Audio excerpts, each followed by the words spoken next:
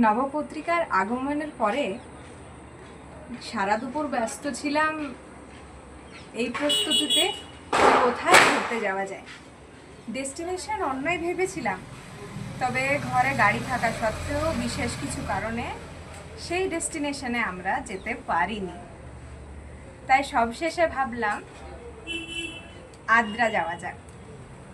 সারা রাত না হলেও বেশ অনেক রাত ধরেই কিন্তু আমরা কাল ঠাকুর দেখেছি, তাই পুরো ব্লগটা একসাথে আপলোড করা সম্ভবই হয়নি। তাছাড়াও ব্লগ লেট আপলোড করার একটা বিশেষ কারণ আছে। মা তো 4 দিনেই চলে যাবে, কিন্তু আমরা কিন্তু বেশ কয়েকদিন ধরেই মায়ের এই আনন্দটা ধরে রাখতে চাই। তাই একটা পার্টেই পুরো ব্লগটা একদিনের আপলোড করা হয়নি। এবারে দেখাবো আপনাদের যে আমাদের গতকালের ঘোরাঘুরি কেমন হয়েছে। আদ্রায় অনেকগুলি ঠাকুর দেখলাম। প্রথমে দেখলাম সাউথ সাইডে আর তারপর নর্থ সাইডে।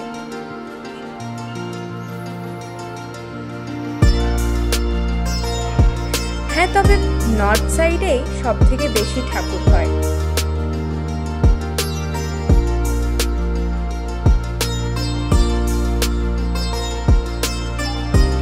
প্রথমে শুরু করেছি আমরা আশ্রম পাড়া দিয়ে।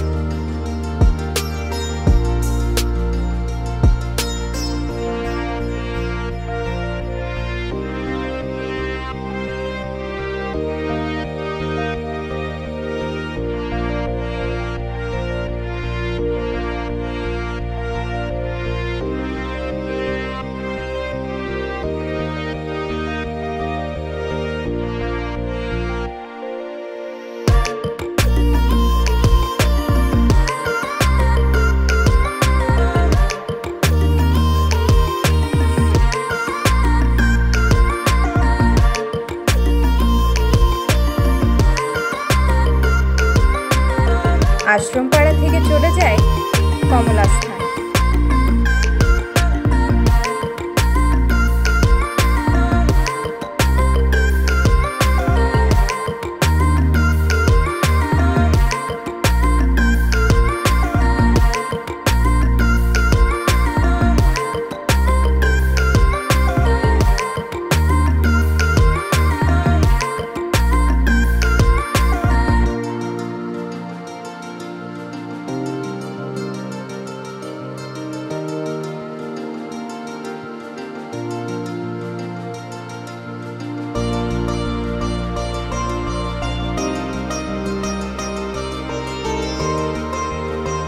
কমলাস্থান থেকে বেরিয়েই মায়ের মন চলে গেছে গরম গরম চপে।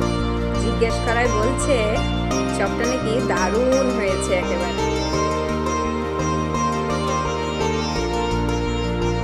কমলাস্থান থেকে ঠাকুর দেখেই চলে গেলাম রাম মন্দিরের ঠাকুর দেখতে। রাম মন্দিরের পরিবেশ বেশ ভালো। ওখানের পরিষ্কার পরিচ্ছন্নতা ভীষণভাবেই বজায় রাখা থাকে।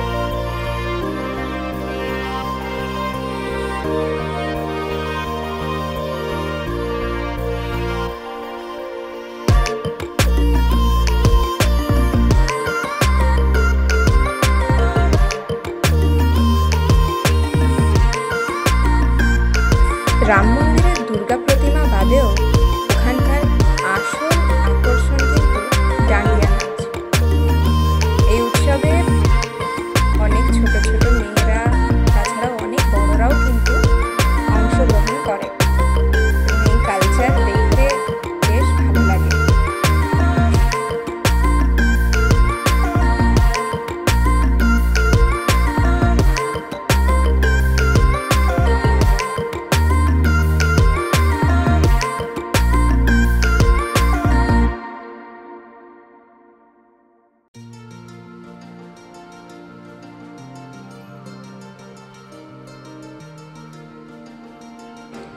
রাম মন্দির থেকে বেরোতে না বেরোতেই চোখ চলে গেল ধোকলায়। আমার কিন্তু ভীষণ পছন্দের খাবার ধোকলা। বাবা মাও দুজনে নিয়ে নিয়েছিল এবং তারাও বলে যে নাকি খাবারটা খেতে ভীষণ ভালো হয়েছে। মা আমায় তো খাইয়েই দিল। পরবর্তীকালে বাবাও তার ভাগের কিছুটা অংশ আমায় দিয়ে দেয়। এদিকে দুজন বেশ মজা করে কিন্তু খাচ্ছিল।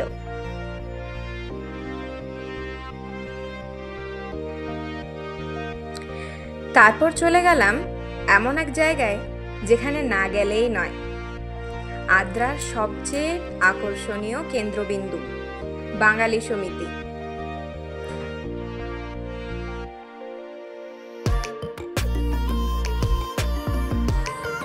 অতি প্রাচীন ঠাকুর, পুজোর সাথে বেশ বড় করে মেলাও হয়। ওখানে গেলে দুদণ্ড দাঁড়াতেও ইচ্ছে করে। বাঙালি সমিতি না গেলে মনেই হয় না যে আদ্রার ঠাকুর দেখা সম্পূর্ণ হলো।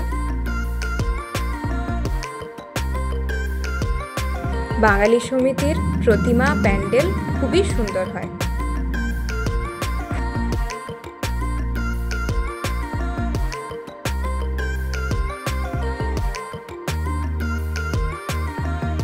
তার পাশেই অগ্রদূত।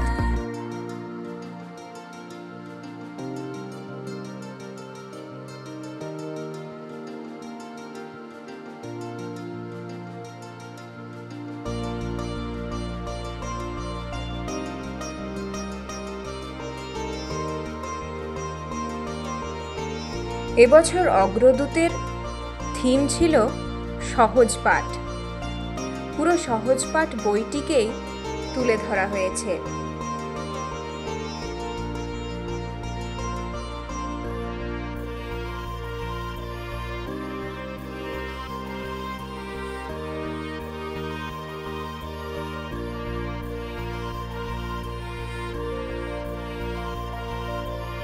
তার সাথে দেখতে পেলাম কুমোর পাড়ার গরুর গাড়ি, বোঝাই করা কলসি হাড়ি।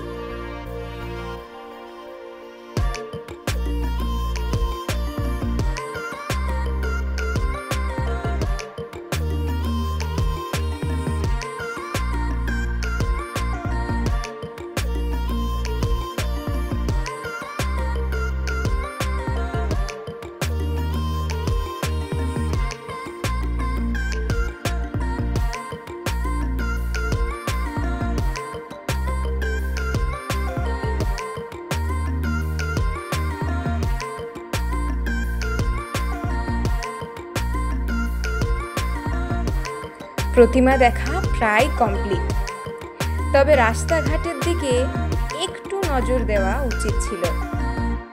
অল্প স্বল্প কষ্ট হলেও পুজোর আনন্দে 7 খুন মাফ।